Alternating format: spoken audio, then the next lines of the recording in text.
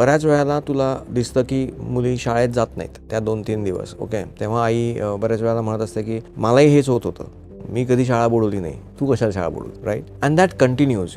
नवरा बायको जेव्हा असतात त्यावेळेला नवरा इतकं ते नॉर्मलाइज करून टाकतो. मी तुला परवाचाच एक किस्सा सांगतो. म्हणजे आता आमच्याकडे दिवस राहत नाही आहेत म्हणून उपचार घ्यायला येणारे बरीच जोडपी असतात. असंच एक जोडपं माझ्याकडे आलं आणि they had come for the first time. आणि ती मला सांगताना सांगायला लागली होती की मला पोटात दुखतं पाळीच्या वेळेला. The moment she uttered the word पोटात दुखतं, त्याने कट करून टाकलं तिला. आणि नाही म्हणजे तसं नॉर्मलच दुखतं. I had to ask him, normal म्हणजे काय रे बाबा? नाही मग 1-2 गोळ्या घेतल्या की बरं वाटतं. म्हटलं गोळ्या घ्यायला लागतात ना, म्हणजे ते नॉर्मल आहे का?